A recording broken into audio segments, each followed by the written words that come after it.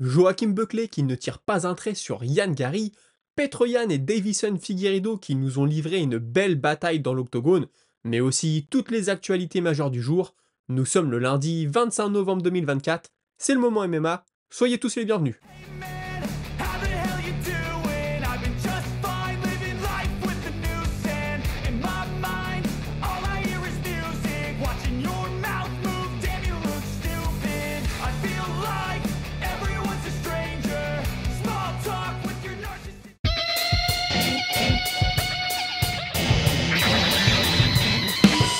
Joachim Buckley, qui comme vous le savez a vu son adversaire changer pour son main event du mois de décembre, puisqu'il sera maintenant opposé à l'ancien prétendant à la ceinture, on peut même dire ancien triple prétendant, Colby Covington, son adversaire initial, Yann Gary, ayant été choisi pour remplacer le champion blessé face à Shavkat Rakhmonov, il n'a pas semblé plus perturbé que ça, il est heureux d'être resté combat principal de cet événement, et en plus face à un gros nom. On lui a demandé si d'après lui Colby Covington avait été forcé par l'UFC à prendre ce combat. Il répond que d'après lui l'UFC ne l'a pas forcé, en tout cas c'est ce qu'il pense, mais que Colby a l'air d'avoir un train de vie qui coûte cher et qu'il serait donc contraint de combattre pour le maintenir. Et puis malgré que leur affrontement ne soit plus d'actualité, il n'a pas oublié Gary pour autant, il pense que ce n'est que partie remise et que l'affiche ne sera que plus belle s'il venait à s'affronter pour la ceinture. Au vu de la situation dans la catégorie, on serait tenté de penser que celui qui se ressortira vainqueur du combat entre Gary et Rakhmonov affrontera ensuite Muhammad pour tenter de devenir champion. Buckley, lui, il pense qu'une grosse prestation face à Colby, au vu de la carrière de l'Américain, pourrait lui permettre de leur griller la priorité. D'ailleurs, il voit Gary s'imposer face au Kazakh, les déplacements de l'Irlandais vont poser énormément de problèmes d'après lui, et puis forcément, il aimerait, une fois couronné, que sa première défense de titre soit face à Gary. Sinon, face à Covington, il suppose que tous deux vont essayer de prendre le centre de la cage et d'imposer leur rythme. Il nous a d'ailleurs appris que Tyron Woodley, ancien champion de la catégorie et surtout ancien adversaire de Colby, l'a aidé durant son camp. Et puisqu'on parle de camp, sachez que lui, qui a beaucoup été s'entraîner à droite à gauche pendant sa carrière, a maintenant trouvé un équilibre et travaille avec la même équipe depuis 3 combats déjà. Petr Yan maintenant, après s'être imposé au terme d'un très beau combat face à Davison Figueiredo ce week-end à l'UFC Macao, a déclaré être très heureux d'avoir gagné après une longue période d'absence et une grosse blessure au genou. Il s'est dit prêt à affronter n'importe qui, même s'il préférait éviter des adversaires qu'il a déjà battus, comme par exemple Sandhagen et O'Malley. Bon, vous aurez compris la petite blague concernant l'ancien champion. Je rappelle que c'est O'Malley qui l'a battu, mais peu de personnes étaient d'accord avec les juges ce jour-là. Ce combat-là, ça a aussi été le combat des uppercuts. Il a déclaré que c'était son coup préféré, qu'on ne le voit pas venir et que c'est un coup énormément sous-estimé, que ce soit en boxe anglaise ou en MMA. Il a été touché dans le combat à un moment, il s'est retrouvé sur les fesses, sur une belle droite de Figueiredo, si je dis pas de bêtises. Bon, il a expliqué qu'il avait vraiment été sonné sur ce coup-là, qu'il lui a fallu une petite seconde pour revenir à lui, et que quand tu affrontes l'élite, tu ne peux pas te relâcher, ne serait-ce qu'une seconde. Et puis lui, comme vous le savez peut-être, il fait ses camps d'entraînement au Tiger Muay Thai en Thaïlande. Il a déclaré donc que c'était très bien pour lui de combattre à Macao, parce que premièrement, c'est pas loin. Deuxièmement, le climat est semblable. Et troisièmement, il y a des facilités pour les Russes d'avoir des visas. Donc ça permet à ses fans de pouvoir venir le soutenir. D'ailleurs, suite à sa performance, Merab Dvalishvili, qu'il a déjà affronté, on en a déjà parlé, a fait un petit tweet en disant qu'il avait beaucoup de respect pour lui, qu'il aimait le respect que Yann lui témoignait et qu'il était prêt à l'affronter 2 ans plus tard, le 8 mars à la T-Mobile Arena. Est-ce que ce combat aura lieu? Je ne sais pas. Et on a aussi Chito Vera qui lui a dit beau combat Petr Yan, je te veux pour le prochain. Écoutez, on verra ce que tout ça va donner. Rapidement sur cette carte, j'ai aussi beaucoup aimé le coup de coude de Ming Yang, le contre qu'il met sur Diaz, franchement c'est magnifique. Ça, on voit ça en box style d'habitude, le mec qui rentre et l'autre qui le contre avec un coup d'avant magnifique, un coup d'éclair. Sur le coup, j'ai cru que c'était un jab, qu'il était venu s'empaler dessus, mais non, c'était le coude, franchement magnifique. Et Muslim Salikov qui a réitéré avec un magnifique coup de pied retourné au visage. La semaine dernière, on avait un coup de pied retourné un peu pénétrant de John Jones au corps. Cette fois-ci, c'est le coup de pied retourné fouetté au visage. Et en plus, ce que j'ai beaucoup aimé, c'est que c'est un pur coup de pied technique. Il n'a pas fait de pas d'appel avec la jambe avant, il n'est pas venu désaxer comme on voit souvent. Non, non, c'est le vrai coup de pied que tu apprends dans les salles de boxe quand tu débutes. On pivote sur le pied, on envoie les épaules, les hanches suivent et le pied au bout. Franchement, magnifique. Et puis on a eu aussi Volkan Ozdemir contre Hulberg. Bon, Hulberg qui repart avec la décision, franchement, moi personnellement, j'avais plutôt Ozdemir, vous me direz ce que vous en pensez. Et puis Hulberg, pour la suite, il a demandé qu'il voulait passer une étape. Il aimerait affronter un gars comme Khalil Rountree. Je pense que ça ferait une très belle guerre. Ce week-end, on avait aussi, vous savez, je vous ai parlé de Mike Perry qui lance sa propre ligue de combat. C'était la première ce week-end. Rapidement, c'est de la boxe anglaise avec des gants de MMA et tu as le droit au grand and pound quand ton adversaire est au sol, mais il faut que tes deux pieds soient au sol. C'est un peu particulier. Et il avait en tête d'affiche Yoel Romero qui combattait en poids lourd. Je vous affiche la vidéo à l'écran. Il a mis un magnifique KO, 47 ans Yoel Romero. Je crois que c'était ses débuts en poids lourd, magnifique. Et puis comme ils sont intelligents, hein, lui et Mike Perry, ils ont demandé ensuite à affronter Jake Paul. Ça serait un super coup de pub pour la promotion de Mike Perry, mais je pense que Jake Paul, il y aurait ses conditions, il faudra que ça soit son organisation à lui. Est-ce qu'il pourrait affronter Romero? Je ne sais pas, mais ce serait ça serait la suite logique un peu après Woodley, Ben Askren, Ned Diaz, etc. Pourquoi pas? Sinon, en boxe anglaise, on a aussi Bakary Samake qui s'est imposé au 6e round. Et puis on retourne tout de suite à l'UFC avec des rumeurs. Renato Moicano qui affronterait peut-être Paddy Pimblett à l'UFC Londres en 2025, au mois de mars 2025 donc. Mais aussi Benel Dariush, il y a encore des rumeurs pour l'UFC 311 le 18 janvier. Alors s'il fait Dariush au mois de janvier, je pense pas qu'il fera Paddy Pimblett après, hein, notre ami Moicano. Mais en tout cas, Moicano, depuis qu'il a battu Saint-Denis, depuis qu'il commence à bien parler au micro, etc., ça fait déjà quelques mois. Et je pense que la prestation contre Benoît Saint-Denis en main event en France, avec le discours qu'il a eu après, ça a vraiment fait grimper sa cote.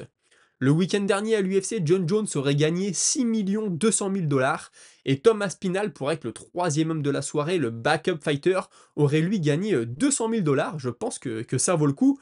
Puisqu'on est dans les chiffres, on y reste. Cet événement entre Jones et Miocic devient le 4e événement de l'histoire de l'UFC à ramener le plus d'argent pour ce qui est des entrées, les places dans l'arène, hein, comme on dit, les places dans le stade. Bon, c'était pas un stade. Ils ont fait 16 millions. Devant eux, on a Conor contre Khabib, 17 millions. Encore au-dessus, on avait Alvarez contre Conor, 17 millions 7. Et sinon, le numéro 1, mais là ça se comprend, c'était à la sphère, c'était O'Malley contre Merab. Mais quand on voit le prix des places, on comprend que ça ait fait numéro 1. On enchaîne maintenant avec Miller, hein, Jim Miller, je vous en parlais, recordman. Sachez qu'il a fait 19 ans de suite avec au moins 2 combats de MMA par année et qu'il y a aussi eu 11 ans dans sa carrière avec au moins 3 combats de MMA. Franchement, c'est impressionnant. 19 années de suite avec 2 combats et puis en plus 11 années avec 3 combats la même année. Respect à Jim Miller. Et puis on va sortir un petit peu des statistiques maintenant. On a Yann Gary qui va être main event face à non, qui va même pas être main event, en plus je dis n'importe quoi, je dis n'importe quoi. Yann Gary contre Shafkat, ça va être co-main event, et du coup ça nous est venu à nous interroger quand est-ce que c'est la dernière fois qu'on a un gars, un Irlandais, qui a été main event, à part Conor McGregor. Et bah écoutez, je vais vous le dire tout de suite, c'était Oloan en 2015 à Dublin qui avait affronté Louis Smolka, et donc Yann Machado Gary aurait pu casser un peu cette série s'il avait affronté Buckley en main event, mais maintenant il sera co-main event face à Shavkat Rakhmonov. Et puisque je vous parle de Conor McGregor, il a été reconnu coupable de viol en 2018. Les faits se seraient passés en 2018. Il a dû donner 220 000 euros à la victime de dommages et intérêts.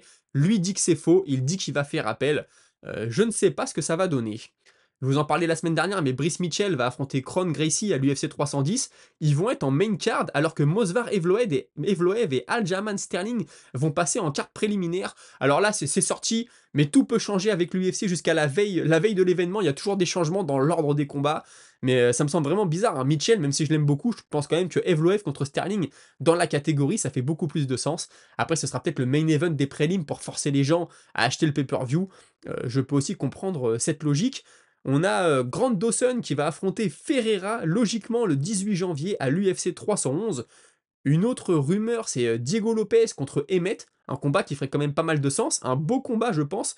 Ça pourrait avoir lieu en main event de l'UFC Mexico City le 29 mars. Et un combat par contre qui est sûr cette fois-ci, c'est Jiri Prochaska contre Jamal Hill. D'ailleurs, Jamal Hill, il aime bien parler, il parle beaucoup. Il a expliqué que lui, il voulait mettre KO Magomed Ankalaev. Et Magomed Ankalaev, lui, on lui a demandé, tu préférais affronter Alex Pereira ou John Jones? Il a déclaré, écoutez, ce sont tous les deux de bons desserts, hein, pour le citer. Mais Pereira, il est dans ma catégorie, donc je choisirai Pereira. Bon, je pense qu'il a plus de chances d'affronter Pereira que John Jones, très honnêtement. Et puis on a Une autre rumeur pour terminer, Ilia Topuria qui affronterait Alexander Volkanovski, la revanche, et ce serait peut-être pour l'UFC en Espagne en août 2025. Ça laissera un peu de temps de repos à Topuria, puis Volkanovski peut-être toujours se remettre de ces deux KO malheureusement. Puisque je vous parle de Volkanovski, je vais vous parler de son ami maintenant, Israel Adesanya, qui est revenu sur sa carrière. Voilà, il estime qu'il faut arrêter de combattre avant que ce soit le combat qui décide qu'il est trop tard pour toi. Il dit moi quand j'étais jeune, quand j'avais 20 ans, je me disais à 34 ans j'arrête. Aujourd'hui, j'en ai 35. Je suis bien conscient que je suis plus proche de la fin que du début, mais je pense que j'ai peut-être encore 3 ans devant moi, quelque chose comme ça, mais qui sait. En tout cas, ce qui est sûr, c'est que je ne veux plus combattre à 40 ans. Bon bah écoutez, il lui reste 5 ans. Espérons qu'il fasse les bons choix. Je vous parlais tout à l'heure de Joachim Buckley, Yann Machado Gary, hein. Yann Gary, il lui a demandé s'il te plaît, bats Colby Covington. Personne n'aime Colby Covington. Ça m'a plutôt fait sourire cette sortie. Et puis Dustin Poirier qui veut revenir, vous le savez, depuis un petit moment, il tease un retour. Et bah là, il est à l'entraînement avec Mateusz Gamrot, ils ont mis une photo. Apparemment, les deux se sont fait un 5 x 5 minutes. Donc je pense que si tu fais 5 x 5 minutes avec Gamrot, c'est que tu es toujours prêt à revenir au très haut niveau. Je vous en parlais il y a quelques semaines, Robelis Depeng, ancien médaillé de bronze olympique de taekwondo qui était combattant UFC chez les poids lourds, s'est fait remercier, c'est officiel, il signe avec le karaté combat.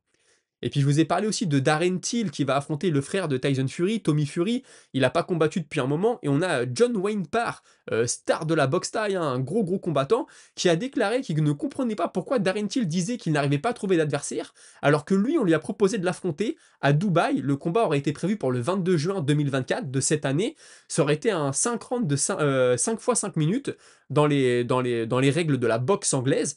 On lui proposait 125 000 dollars à John Wayne Parr plus 10 000 dollars pour son camp d'entraînement qu'il a tout de suite touché quand il a signé. Et il dit après ça, j'ai touché mes 10 000 dollars, je n'ai plus jamais une nouvelle de Darren Till pendant 6 semaines, et après on m'a annoncé que le combat était mort. Donc il dit c'est les 10 000 dollars les plus faciles que j'ai eu de ma vie.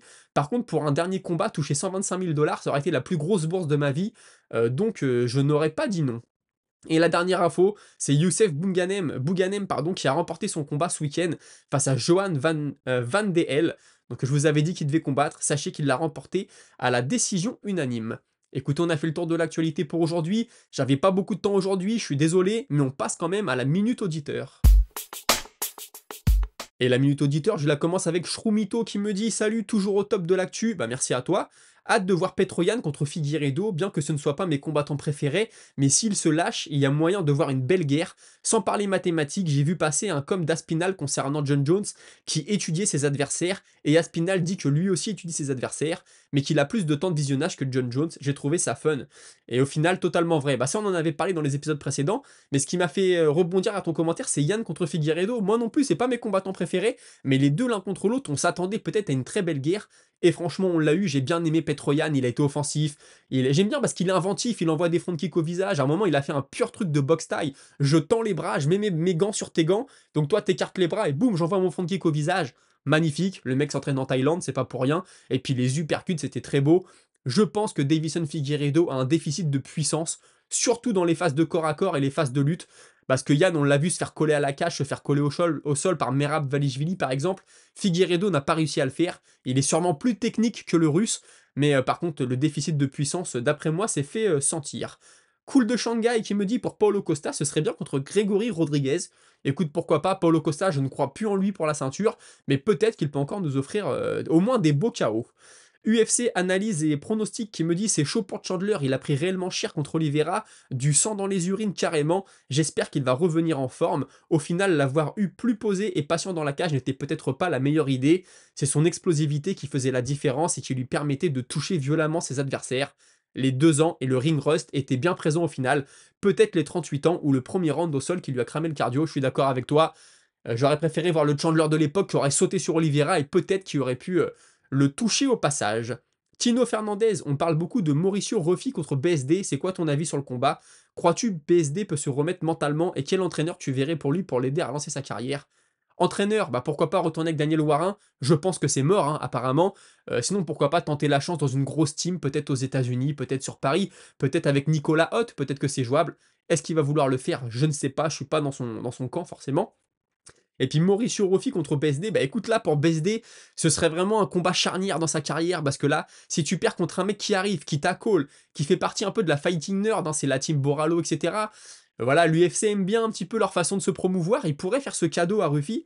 Par contre là, BSD, défaite interdite, je pense qu'il serait dos au mur. Après, je pense que BSD, c'est un gros mental, hein. Il s'est fait beaucoup critiquer, je pense que le mental est là, l'envie de réussir est là. Espérons qu'il fasse les bons ajustements. Skill qui me dit, je ne sais pas vous, mais si c'est comme pour moi, Petroyan et Figueiredo est le genre de confrontation qui me hype au plus haut point, et surtout connaissant leur potentiel quand ils sont en grande forme. Bah écoute, on a eu la réponse, en effet, c'était un très très beau combat qui aurait pu basculer jusqu'à la fin.